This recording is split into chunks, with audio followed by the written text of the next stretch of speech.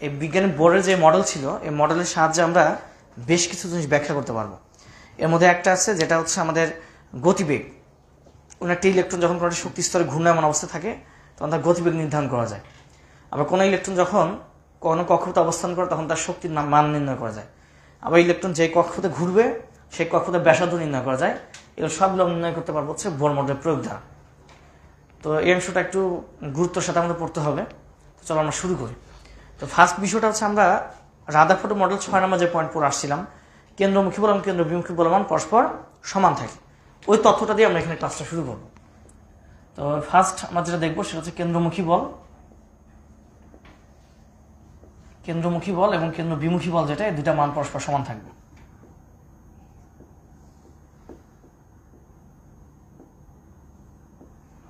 কেন্দ্রমুখী বল এবং কেন্দ্রবিমুখী বল এই মান দুটো পরস্পর সমান হয়। তো আমরা এর আগে একটা ক্লাসে পড়ে আসছিলাম এরকম, যেটা যদি নিউক্লিয়াস হয়, নিউক্লিয়াসে কেন্দ্রীয় ইলেকট্রন যখন ঘুরবে, এই ঘোরার সময় দেখা যায় যে এখানে একটা আকর্ষণ হয়, যাকে আমরা বলবো হচ্ছে কেন্দ্রমুখী বল, আর বাইরে দিয়ে চলে যেতে চাচ্ছে একে বলা হয় কেন্দ্রবিমুখী বল এফ প্রাইম। তো এফ এবং এফ প্রাইমের মানটা সমান ছিল। আমরা বলে আসছিলাম যে কেন্দ্রমুখী বলটা ছিল actually 1/4 pi epsilon naught into Q1 Q2 divided d square. আর তোমরা 9টা নাকি পড়ে আসছিল যে এটার পরিবর্তে লেখা ছিল কে, মনে আসছে? আর কেন্দ্রবিমুখী বলে আমরা একটা সূত্র লিখে দিয়েছিলাম এম ভি স্কোয়ার ডিভাইড আর। এটা ফিজিক্সের নিউটনের বলবিদ্যার চ্যাপ্টারে আমরা পড়বো। যাক, এটা আমরা গত ক্লাসে পড়ে আসছিলাম। এর আগে আমরা হচ্ছে রাদারফোর্ডের মডেল যখন পড়ি এই জিনিসটা পড়ে আসছিলাম। তো এখন আমরা এখানে একটা বিষয় পড়বো, সেটা হচ্ছে কেটা এখানে না লিখে আমাদের কেমিস্ট্রিতে আমরা এখন যখন লিখবো তখন এটা হয়ে যাবে জেড, পারমাণবিক সংখ্যা। আর Q1কেও ই ধরবো, Q2কেও ই ধরে নিবো, তাহলে কি দাঁড়াচ্ছে এটা ই স্কোয়ার, আর ডিকে ধরবো আর, তাহলে কি দাঁড়াচ্ছে এটা জেড স্কোয়ার ডিভাইড আর স্কোয়ার। এটা সমান দাঁড়াচ্ছে এম ভি স্কোয়ার ডিভাইডেড আর। এই সূত্রের জন্য মূলত ইলেকট্রন বাইরেও ছিটকে চলে যান, ভেতরে আসে না। তাহলে এটা ছিল কেন্দ্রমুখী বল, এটা কেন্দ্রবিমুখী বল। এই সূত্রটা এখানে লিখে দাও। এখান থেকে বলা যায় কেন্দ্রমুখী বল সূত্র কি হবে, জেড স্কোয়ার ডিভাইডেড আর স্কোয়ার। এটা সমান লেখা যাচ্ছে কেন্দ্রবিমুখী বল এম ভি স্কোয়ার ডিভাইডেড আর। তো এখান থেকে আমরা শুরু করব। আবারও বলতেছি, খেয়াল করো, এই সূত্রটাকে জাস্ট আমরা যে এই অংশটাকে শুধু আমরা যে অংশে নিয়ে চলে আসছি, যেখানে প্রত্যেকটা Q1 বা Q2 প্রত্যেকটাকে আমরা ই ধরবো, ই বিবেচনা করলে তাহলে এখানে দেখা যাচ্ছে স্কোয়ার আসবে, আর এই পুরোটাকে আমরা ধরে নিচ্ছি জেড, আর ডিটাকে ধরবো আর। তাহলে আমরা এরকম একটা ফর্মুলা পেয়ে যাবো। এখন এখান থেকে আমাদের কাজ শুধুমাত্র ভিটা বের করা। তাহলে এখন দেখো আর একটা করে কাটা যায়, একটা করে আর কাটা যাবে, সেই ক্ষেত্রে আমরা পাবো জেড স্কোয়ার ডিভাইডেড আর, হ্যাঁ, সমান লেখা যাচ্ছে এখানে এম ভি স্কোয়ার, এটা লেখা যায়। তাহলে এখান থেকে যদি আমরা ভি স্কোয়ার বের করি তাহলে ভি স্কোয়ার সমান কি লেখা যায় z square divided m into r. এটাকে 1 নম্বর ইকুয়েশন দিয়ে রেখে দাও। এ পর্যন্ত বুঝতে পারলাম কিনা, বোঝা গেছে এতটুকু? আচ্ছা, এখন আমরা যে বোরের যে দ্বিতীয় যে ইয়াটা ছিল না, প্রস্তাব কৌণিক ভরবেগ, তার সমীকরণ কেমন ছিল মনে আছে? এম ভি ইয়া ছিল যে এম ভি আর সমান NH ডিভাইডেড 2 পাই, মনে পড়ে? হ্যাঁ, ওটা এখন একটু লিখবো আমরা। এখন লিখো বোরের মডেল অনুসারে, লিখো বোরের মডেল অনুসারে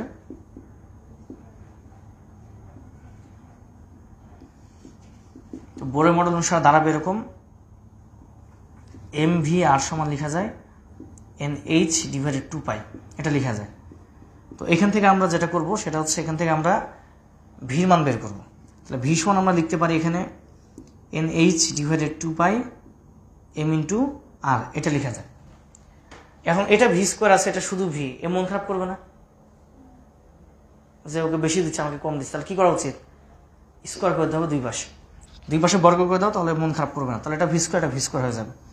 তাহলে ভি স্কোয়ার সমান লিখতে পারি এখানে N square H square divided এখন হবে 4 pi square m square r square. এটাকে তো 3 নম্বর ইকুয়েশন, সরি 2 নম্বর ইকুয়েশন দাও এটারে দিয়ে এই সমীকরণটা একটু মার্ক করো, এই সমীকরণটা একটু মার্ক করবা।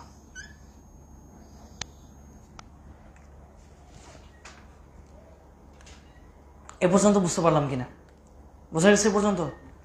আচ্ছা, এখন একটু খেয়াল করো, এই পর্যন্ত যদি আমরা বুঝে থাকি, এখন আমরা একটা কাজ করব। কাজটা হচ্ছে এটাও ভি স্কোয়ার, এটাও ভি স্কোয়ার, তাহলে কে দুটা সমান দেখানো যায় কিনা?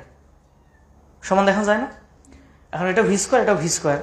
এখন আমরা কিভাবে লিখতে পারবো যে এখানে দুইটাই যেহেতু ভি স্কোয়ারের সমান, তাহলে এই দুটা মান পরস্পর সমান হবে। এটা কি লেখা যায় কখনো? বইয়ের ভাষা কি লিখতে হয়? 1 এবং 2 নং সমীকরণকে তুলনা করে পাই, তখন ওই দুটা সমান লেখা যায়। তাহলে এখন লিখো 1 ও 2 নং সমীকরণকে তুলনা করে পাই। 1 ও 2 নং সমীকরণকে তুলনা করে পাই।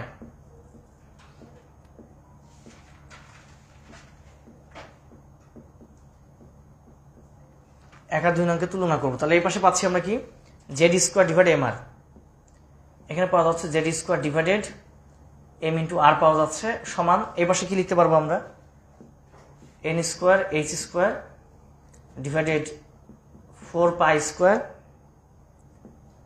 M square r square. দেখো তো এটা বুঝলাম কিনা, বোঝা গেছে? এটা এখানে ছিল যে ভি স্কোয়ার মান, এখানে ভি স্কোয়ার মান, জাস্ট আমি এই দুটা মান তখন আমি সমান দেখাতে পারি।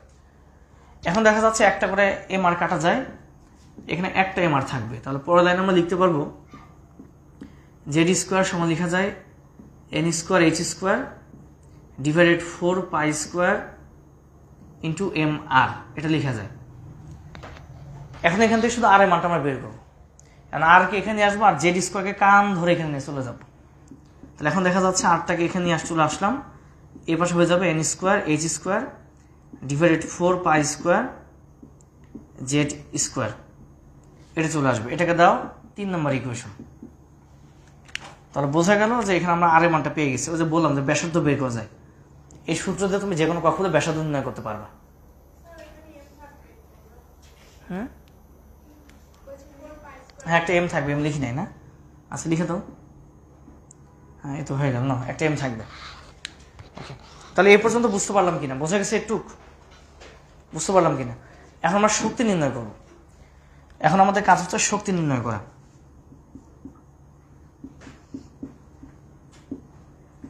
এখন আমরা শক্তি নির্ণয় করব। তো আমরা জানি শক্তি সমান কি লেখা যায়, যে গতি শক্তি আর স্থিতি শক্তির যোগফল। এটা হবে ইকে প্লাস ইপি। বলো দেখি ইকের মান কত আসে? হাফ এম ভি স্কোয়ার, 19 পর আসছে না? ইকেটা পাওয়া যায় হাফ এম ভি স্কোয়ার। এখন ইপির বিষয় একটু ঝামেলা আছে। ইপির বিষয়টা আমি বলি, ইপিটা তোমার ক্যালকুলাসের মাধ্যমে এটা নিয়ে আসতে হবে। তো যেহেতু মাত্র তোমার ইন্টারমিডিয়েট উঠলা, তো ক্যালকুলাস জানা তো ক্যালকুলাস এটা আবার ইন্টিগ্রেশন ক্যালকুলাস যেটা আছে ওটা নিয়ে এটা মান নিয়ে আসতে হবে, মানে আবার কি লিমিট বসাইতে হয়। তো ওইগুলো পড়তে পড়তে তোমাদের হায়ার ম্যাথে প্রায় এখন 6 মাস পরে পড়বা। 6 মাস পরের জিনিস যেটা ডিটেল আগে ওখানে পড়বা, আর ওটা আমি 2 লাইনে এসে বুঝাই দেবো, অত সহজ না। তো যাই হোক, আমি আপাতত একটা অংশটা স্কিপ করলাম, ওটা প্রমাণে আমি শুধু যাচ্ছি না। যখন তুমি ক্যালকুলাস শিখবা তখন কোনো এক সময় তুমি নিজে এটা একদিন নিজেই দেখবা যারা বুঝতে পারতেছো। কারণ এটা লিমিট যত না থাকতো একটা কথা ছিল, লিমিট দিয়ে বুঝাইতে হয়, অনেক ঝামেলা আছে। তো ক্যালকুলাসের জ্ঞানটা এই মুহূর্তে যেহেতু তোমাদের পরিমাণ নাই, আমি এটা শুধু প্রমাণে যাচ্ছি না, তোমরা আমাকে বিশ্বাস করো তো নাকি? তো সেই হিসাবে আমাকে বিশ্বাস করে লিখতে পারো ইপির মানটা আসবে মাইনাস জেড স্কোয়ার ডিভাইডেড আর, বিশ্বাস করতে পারো আপাতত। হ্যাঁ, আমি আবার বলতেছি, আমি এইটা শুধু প্রমাণ করতে গেলাম না, বই পড়ছে সাইডে ওটা প্রমাণ দেখাইছে, আমি শুধু ওটা বাদ দিলাম, প্রমাণ করে মানটা এখানে বসাইছে। তো আমার তো মানের দরকার না, আমার জাস্ট প্রমাণ তো দরকার, জাস্ট মানটা আমার দরকার। মান আমি লিখে দিচ্ছি, জেড স্কোয়ার বাই আর আসবে, এটা শুধু একটু মনে রাখো। এটা আমরা প্রমাণ করলাম না, এই মানটা এখানে বসে দাও, এই মানটা এখানে বসে দাও, তাহলে দেখো সহজ হয়ে যাবে। তাহলে এখানে পাচ্ছি মাইনাস জেড স্কোয়ার ডিভাইডেড আর পাচ্ছি এটা। তাহলে এই যে মাইনাস সহ যে মানটা পুরোটাই কিন্তু ইপি, মাইনাস সহ কিন্তু ইপি আসছে। ওকে, এখন দেখো তো এই যে ভি স্কোয়ার যে মানটা ছিল, এটা 1 থেকে যে মান ছিল সেই মানটা ভি স্কোয়ার মান এখন বসাই দাও। 1-এর যে ভি স্কোয়ার মান ছিল সেটা এখানে আমরা বসাবো। তাহলে 1-এর ভি স্কোয়ার মান যদি বসাবো, এখানে পাবো হাফ এম, আর এখানে ভি স্কোয়ার মানটা পাচ্ছি জেড স্কোয়ার ডিভাইডেড এম আর, আর এখানে সূত্রে মাইনাস জেড স্কোয়ার ডিভাইডেড আর তো আগে থেকে ছিল, এটা 1 থেকে পাইছি আর কি। 1 নম্বর সমীকরণ থেকে আমরা এখানে ভি স্কোয়ার মানটা নিয়ে আসছি। এখন দেখো একটা এম কাটা যাচ্ছে, তাহলে এখানে থাকবে হাফ জেড স্কোয়ার ডিভাইডেড, এখানে থাকবে আর মাইনাস জেড স্কোয়ার ডিভাইডেড আর। দেখো তো এই পর্যন্ত বুঝতে পারলাম কিনা, বোঝা গেছে? একটু বোঝা গেল কিনা? এই পর্যন্ত বুঝতে পারছি আমরা? আচ্ছা, এখন বলতো এই দুটা ইকুয়েশন সলভ করলে কি হবে?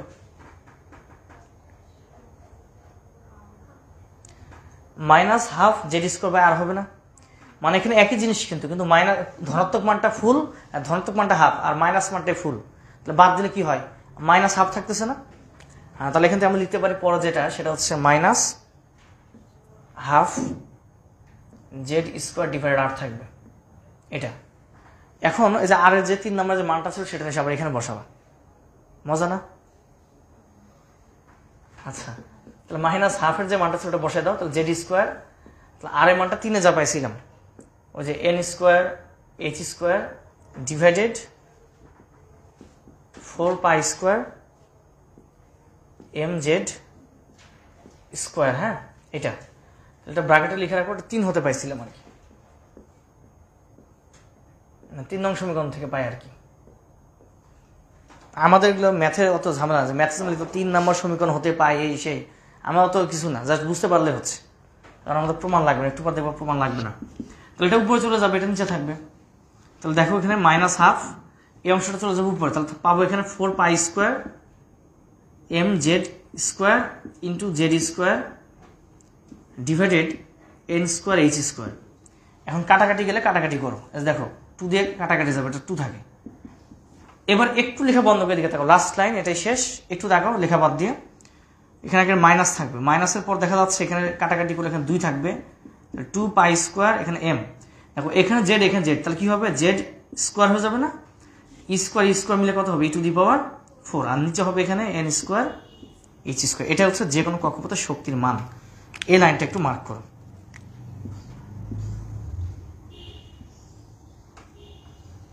এ হচ্ছে আমাদের প্রমাণ হয়ে গেল। হ্যাঁ, বলতে পারি এত বড় প্রমাণ লাগবে না, এখন তুমি শুধু লাল বক্সের 3টা লাইন বাদ তুমি সব ভুলে যাও, আমার কোনো আপত্তি নেই। এখন সহজ মনে হচ্ছে কিনা, আমি শুধু দেখালাম যেগুলো আসছে কিভাবে সেটা দেখাইছি, প্রমাণটা দেখাইলাম, আসলে তোমার প্রমাণ লাগবে না, তোমার শুধু 3টা সূত্র দরকার। এই 3 সূত্র দিয়ে আমরা কিছু কাজ করবো, এই কাজগুলো পারলেই হবে। 3টা সূত্র একটু শুধু মনে রাখতে হবে। তো এটাকে আমরা কিন্তু বলতে পারি যে তোমার যে কোনো কক্ষপথের বেগ, এটাকে বলতে পারি যে কোনো কক্ষপথের ব্যাসার্ধ, এটাকে বলা যায় যে কোনো কক্ষপথের শক্তি। তাহলে একটা ইলেকট্রন যখন কোনোটা কক্ষপথে অবস্থান করবে তার শক্তি, ব্যাসার্ধ কিংবা তার বেগ নির্ণয়ের সূত্র হচ্ছে এই 3টা। তো এখন আমাদের প্রমাণের কিছু দরকার নাই, আমরা জাস্ট শুধু এখানে এই 3টা সমীকরণ আমরা একটু উপরে লিখে রাখবো, লিখে আমরা এখান থেকে কিছু হিসাব নিকাশ করবো। তো এখন দেখো আমরা চলো শুরু করি, যেগুলো আমাদের কিচ্ছু লাগবে না, জাস্ট সমীকরণ 3টা আমাদের দরকার।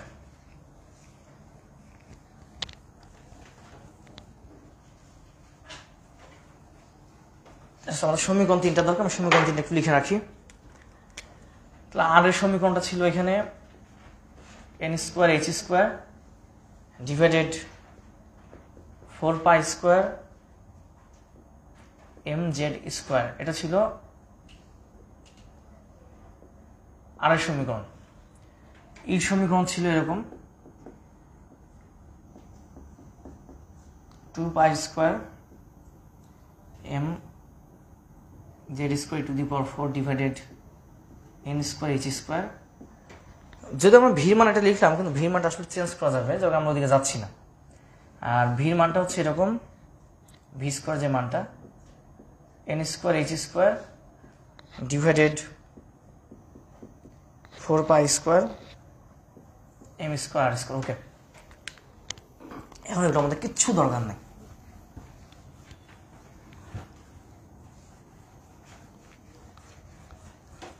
এখন ধরো যা পড়ছে এখন সব ভুলে যাও, কোনো কিছু দরকার নেই।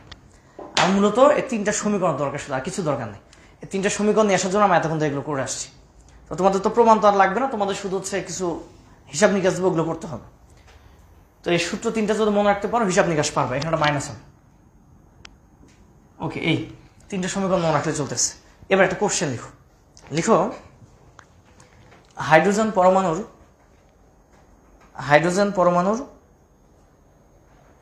প্রথম 3টি কক্ষপথের ব্যাসার্ধ নির্ণয় করো।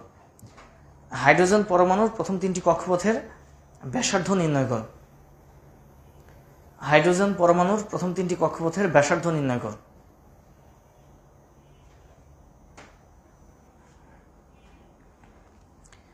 হাইড্রোজেন পরমাণুর প্রথম 3টি কক্ষপথের ব্যাসার্ধ নির্ণয় করো।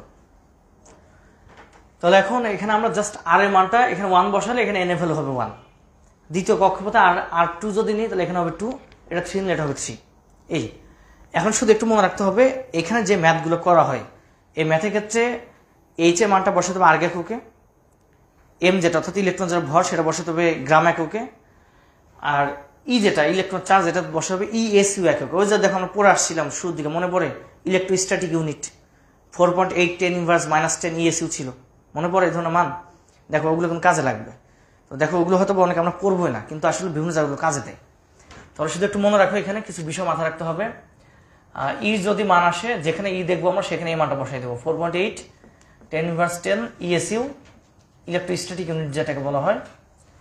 যদি এখানে কোথাও ইলেকট্রন ভর প্রয়োজন হয় তাহলে আমরা বসাই দেবো এই মানটা 9.11 10 ইনভার্স 28 গ্রাম।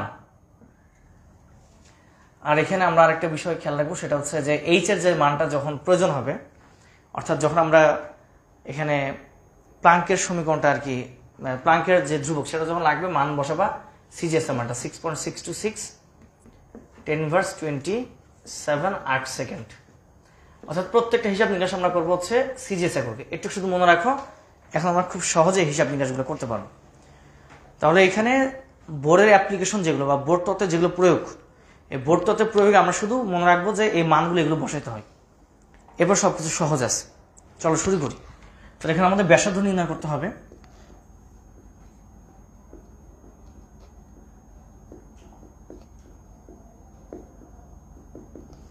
তাহলে এখানে আমরা নির্ণয় করবো ব্যাসার্ধ। তাহলে ব্যাসার্ধ নির্ণয়ের ক্ষেত্রে দেখা যাচ্ছে R1 যখন বের করবো, R1 অর্থাৎ প্রথম কক্ষপথের ব্যাসার্ধ। প্রথম কক্ষপথের ব্যাসার্ধ এখানে দেখো সূত্র আমাদের ছিল হচ্ছে এরকম, হ্যাঁ, n square h square divided 4 pi square m z square. এখন এখানে যেহেতু R1 বের করবো, তাহলে এখানে n এর ভ্যালু কত বসাবো? 1। এবার তো সচরাচর যাচ্ছে তাই বসাবো। আর যেহেতু এটা হাইড্রোজেন পরমাণু, তাহলে জেড এর ভ্যালু কত বসাবো? 1। তাহলে এখানে 1 বসাবো আর এখানে বসাবো 1। এবারে যা মান আছে মোটামুটি চলবে। একইভাবে তোমাকে যদি এরকম না দিয়ে যদি বলতো লিথিয়াম 2+ যদি দিত, সাপোজ তোমার বললো এরকম যে লিথিয়াম 2+ এর প্রথম 3টি কক্ষপথের জন্য তার ব্যাসার্ধ নির্ণয় করো, এটা বের করা যাবে। শুধু আমরা কি করবো, প্রথম কক্ষপথ যা তাই বসাবো, শুধু জেডের জায়গায় কত বসাবো? এখানে 3 বসাইতে হবে। জেড হচ্ছে এখানে পারমাণবিক সংখ্যা, অর্থাৎ হাইড্রোজেন বাদে অন্য কোনো মৌল যদি দেয়, এখানে জেডের মানটা তখন কাউন্টেবল। আমি বলতে পারো যে লিথিয়াম 2+ কেন দিল, শুধু লিথিয়াম দিল না কেন? আমি তো একটু আগে বলছিলাম যে বোরের মডেলটা প্রযোজ্য 1 ইলেকট্রন বিশিষ্ট পরমাণুর জন্য। এখানে দেখো তো ইলেকট্রন কতগুলো? একটা। বাট এখানে যদি আমরা লিথিয়াম দিতাম তাহলে এখানে ইলেকট্রন কয়টা হতো? 3টা। তখন কিন্তু বের করা যাবে না। একমাত্র হাইড্রোজেন এবং হাইড্রোজেন সদৃশ পরমাণুগুলোর জন্যই শুধুমাত্র কি করা যায়, বোরের মডেলটা অ্যাপ্লাই করা যাবে। তাহলে এখানে হাইড্রোজেন বাদে অন্য যে কোনো মৌল দিলে কি করতে হবে? জেড এর একটা ভ্যালু বসাইতে হবে, অর্থাৎ পারমাণবিক সংখ্যাটা এখানে ইউজ করতে হবে। যদি বলতো হিলিয়াম প্লাস, তাহলে কি করতাম আমরা? এখানে এন এর জায়গায় কত বসাতাম? প্রথম কক্ষপথের ক্ষেত্রে এন এর ভ্যালু 1 আর জেড এর ভ্যালু তখন কত বসাতাম? 2। যদি বলতো তৃতীয় কক্ষপথ, হিলিয়াম প্লাসের তৃতীয় কক্ষপথ, তাহলে কি করতাম আমরা?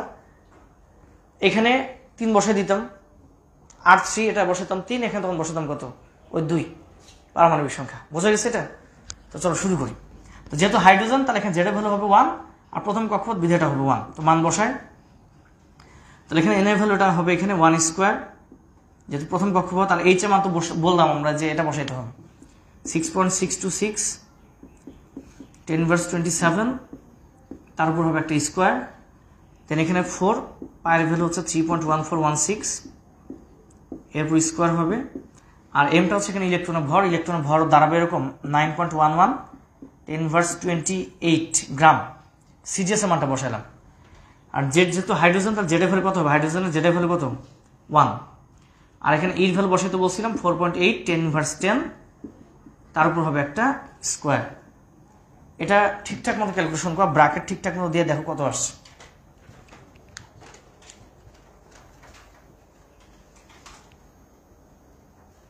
সঠিক জায়গায় ব্র্যাকেটগুলো ইউজ করো, দেখো কত আসে।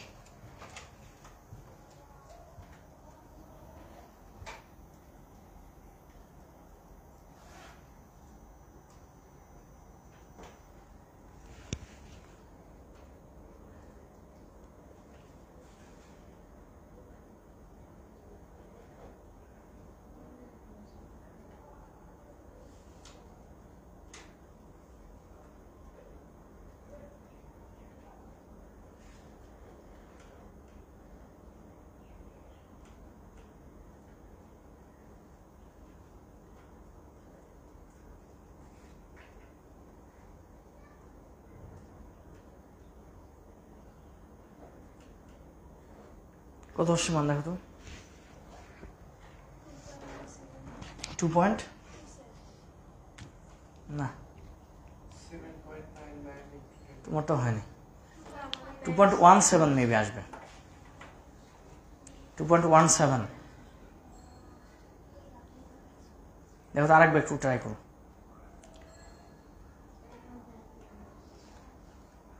অথবা এরকম আসবে এটা ওরকম না 5.291 এরকম আসবে আসবে এটা আসবে 5.291 আসবে এটা এখানকার কিন্তু যেহেতু ক্যালকুলেশনটা ক্রিটিক্যাল একটু ব্র্যাকেটগুলো ঠিকঠাক মতো দিবা ব্র্যাকেট ঠিকঠাক মতো না দিলে কিন্তু আনসার আসবে না ব্র্যাকেটগুলো ঠিকঠাক মতো দিয়ে মানটা আমাকে বলো 5.291 এই টাইপের কিছু একটা আসবে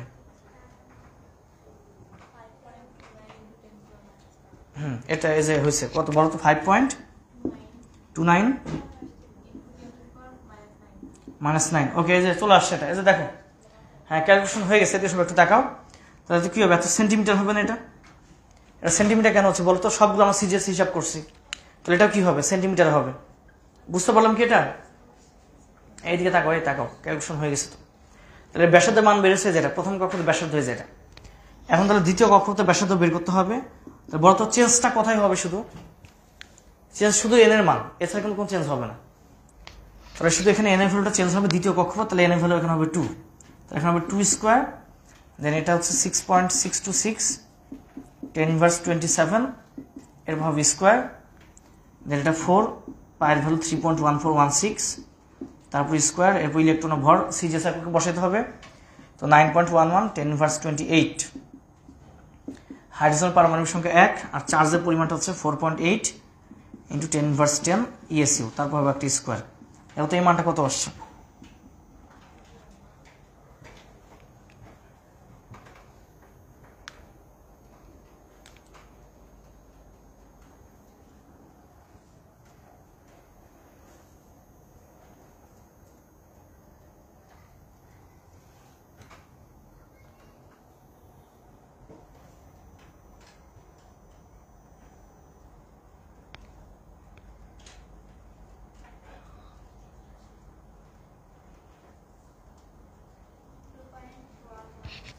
আর 2.-8 এত সেন্টিমিটার তাহলে এটা ছিল দ্বিতীয় কক্ষপথের ব্যাসার্ধ এখন সবাই একটু R3 বের করতে দেখি R3 কত আসে নিজেরা করো এটা শুধু এখানে 3 বসে দাও তাহলে হবে R3 মান একটু বের করে দেখো কত আসছে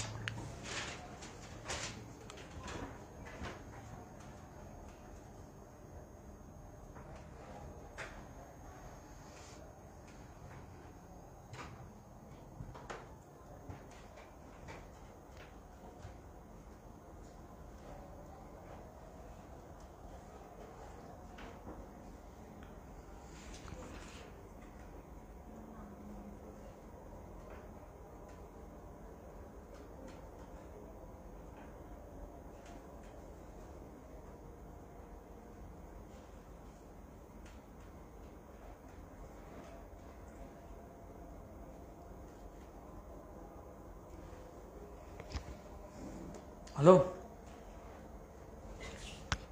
তৃতীয় কক্ষপথের ব্যাসার্ধ নির্ণয় করে দেখো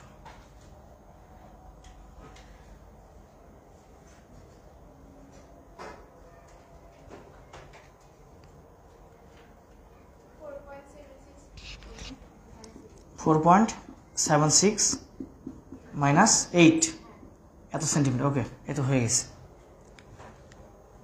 তাহলে দেখো যে এগুলো আমরা খুব সহজে এখন কিন্তু পারবো তাহলে দেখো এখানে কি যে প্রমাণের প্রয়োজন ছিল এখানে কিন্তু প্রমাণের প্রয়োজন নাই তা আমি শুধু এগুলো দেখাইছি কিন্তু প্রমাণ তোমার লাগবে তুমি সূত্রগুলো মনে রাখবা এগুলো বের করতে পারলেই হবে পারবো না এখন তো এইভাবে পরীক্ষা যদি চলে আসে দেখা দিবা আর এটা তুমি এখন রিটেন আসলে তো অবশ্যই লিখবা আর এখন এমসিকিউতে যদি চলে আসে তাহলে কি এত কিছু তুমি এখন লিখতে যাবা সময় নাই তো তার ক্ষেত্রে আমরা খুব সহজে একটা শর্টকাট অ্যাপ্লাই করতে পারি হ্যাঁ এক্ষেত্রে আমরা খুব সহজে ম্যাজিক ফর্মুলা অ্যাপ্লাই করে বের করতে পারবো এটা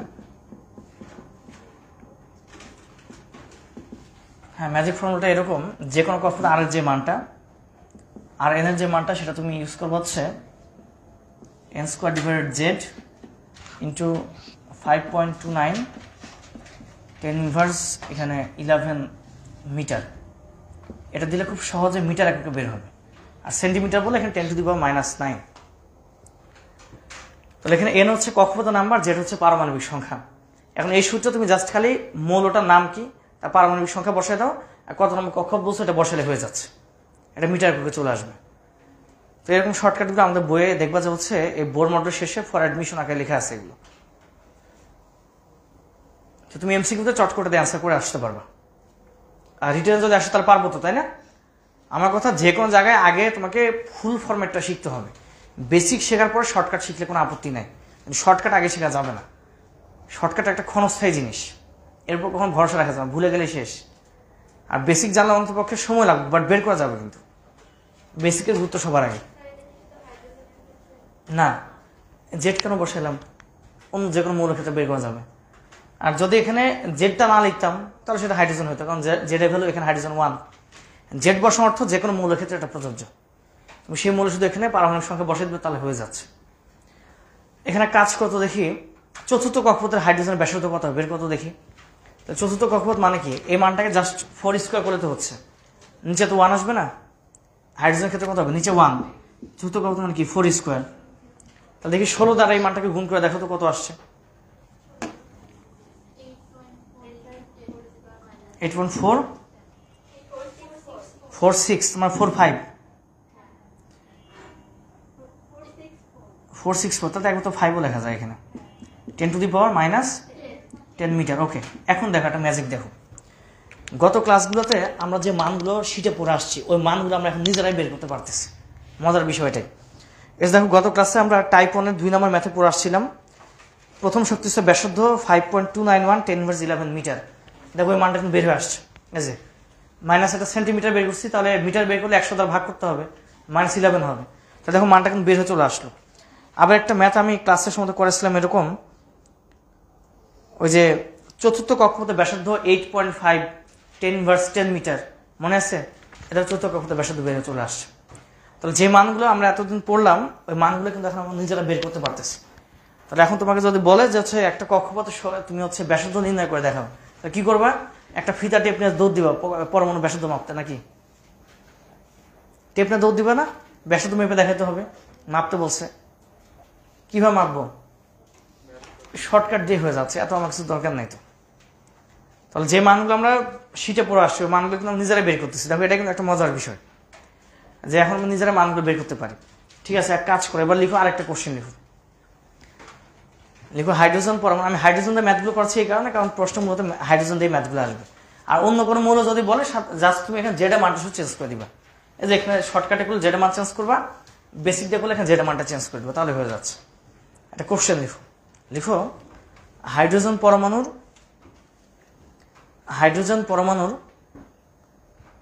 প্রথম 3টি কক্ষপথের শক্তির মান নির্ণয় করো। হাইড্রোজেন পরমাণুর প্রথম 3টি কক্ষপথের শক্তির মান নির্ণয় করো। আমরা যে ম্যাথগুলো এখানে করবো এখানে, সেই ম্যাথগুলো কিন্তু আসবে হচ্ছে আমাদের এখানে সিজিএস এককের মান আসবে, চাইলে ওটাকে আমরা এসআই একক নিতে পারি। লিখো হাইড্রোজেন পরমাণুর প্রথম 3টি কক্ষপথের শক্তির মান নির্ণয় করো। তাহলে প্রথম 3 কক্ষপথের শক্তির মান এখন নির্ণয় করে দেখাবো। এটা আমাদের যে সূত্রে ইউজ করতে হবে। এবার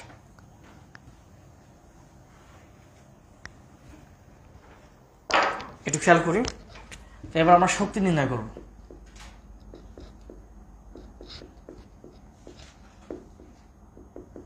এবার শক্তি নির্ণয় করবো। তো এখানে দেখা যাচ্ছে প্রথম কক্ষপথ যখন বললো, তার অর্থ কি হবে? এটা E1 এর ভ্যালু বের করতে হবে। প্রথম কক্ষপথ অর্থ E1 বের করতে হবে। তাহলে E1 এর মানটা পাচ্ছি এখানে -2, আচ্ছা আগে সূত্র লিখি, পরে আমরা মান বসাচ্ছি। 2π² mz² e⁴ divided n² h²। খেয়াল করি, আমাকে বের করতে হবে প্রথম কক্ষপথের জন্য। হ্যাঁ, প্রথম কক্ষপথ, দ্বিতীয় কক্ষপথ এভাবে বের করতে হবে।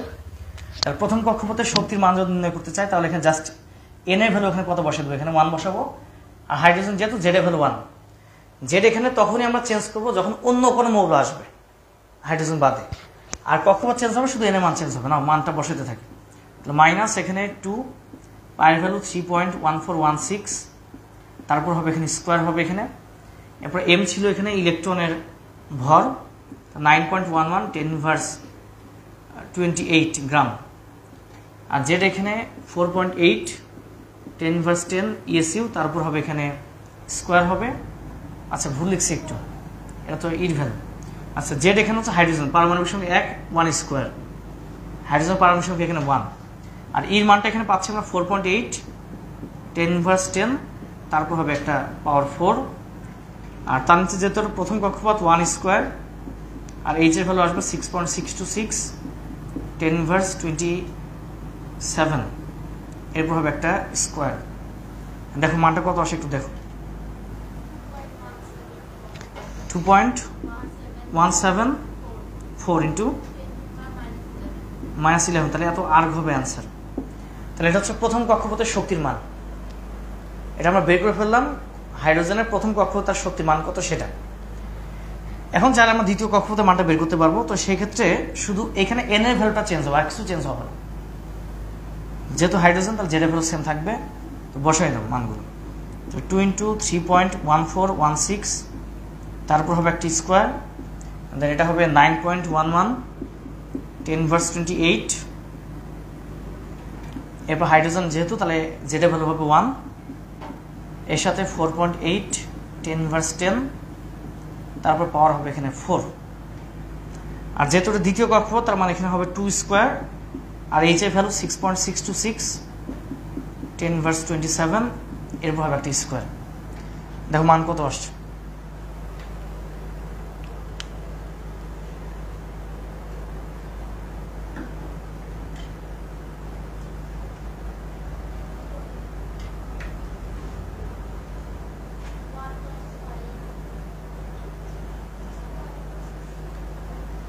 ফাইভ পয়েন্ট সামথিং আসবে।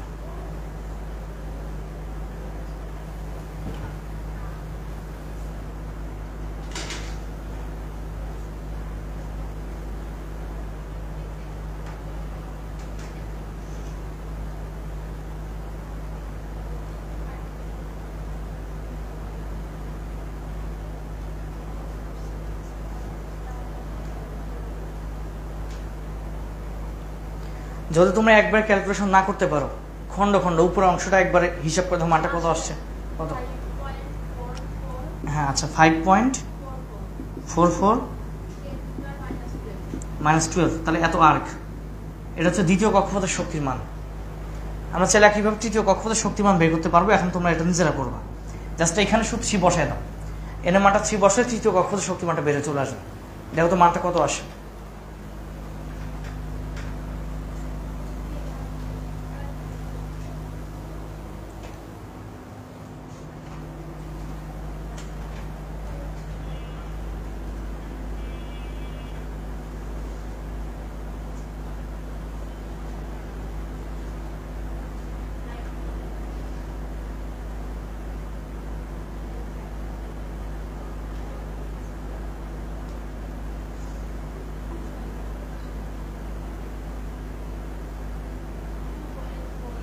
কত? হ্যাঁ, -2.4142, আচ্ছা 42 ইন্টু 10 টু দি পাওয়ার -12, এই তো হয়ে গেল। এটা হচ্ছে তৃতীয় কক্ষপথের মান। তাহলে বুঝতে পারলাম, পারবো বের করতে। এখন দেখো মজার বিষয়, দেখো গত ক্লাসে আমরা যে ম্যাথটা করে আসছি এখানে মানগুলো ছিল, এই যে আমরা শীট থেকে আমি একটু বলি, ওই যে টাইপ 2 1 নম্বর যে ম্যাথ, ওখানে বলা ছিল দ্বিতীয় কক্ষপথের শক্তিমান 5.42, খেয়াল করে দিকে 5.42 10 ইনভার্স 12 আর্ক। দেখো 5.42, আমার এখানে আসছে 5.44, তো পয়েন্টের পর এক ঘর মিলিয়ে চলে, বাকিটা না মিললে অসুবিধা নেই। তাহলে ম্যাথ কিন্তু ঠিক মিলে গেছে আমাদের এখানে। আবার দেখো তৃতীয় কক্ষপথের শক্তি মান ছিল -2.41, এখানে আসছে 2.42 10 ইনভার্স 12 আর্ক। তাহলে আমরা যে মানগুলো শীটে আমরা পড়ে আসছিলাম ম্যাথের সময়, তো মানগুলো এখন নিজেরা আমরা বের করতে পারতেছি। তো এখন দেখো এটাও কিন্তু খুব সহজে আমরা শর্টকাটে বের করতে পারবো।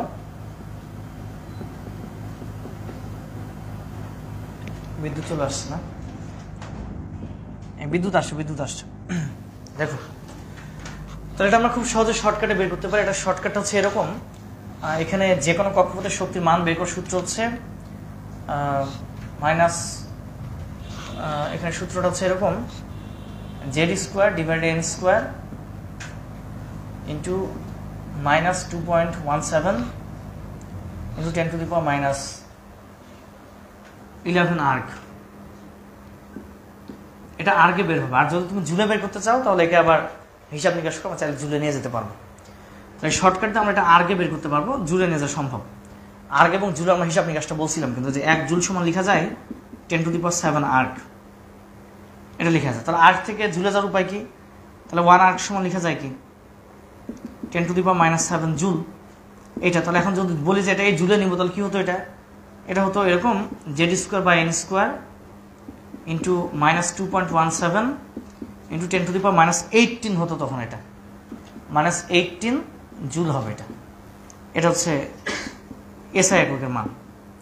তো খুব সহজে আমরা সূত্রগুলো দিয়ে কিন্তু চাইলে একটু শর্টকাটও বের করতে পারবো। তো আমরা বেসিকও শিখলাম, শর্টকাটও শিখে নিলাম এখান থেকে। তাহলে এখন দেখো আমি এখানে তোমার আর শিখালাম, এন শিখালাম, এখন ভিটা কি পারবা কিনা? একটা কাজ দিলে করতে পারবো না বাসায়? তাহলে বইগুলো দেওয়া আছে, তোমরা একটু শুধু ভিটা একটু দেখে নিবা, যে কোনো কখনো বেগ কত আসে। আর শর্টকাটগুলো আমাদের যে বই আছে, বই আমাদের শর্টকাটগুলো লেখা আছে। তো আমি এখানে বেসিকটা শিখেছি, শর্টকাটটা ওখানে দেওয়া ছিল, তো তোমরা সবাই একটু দেখে নিও। তো এই ছিল আজকে আমাদের আলোচনা।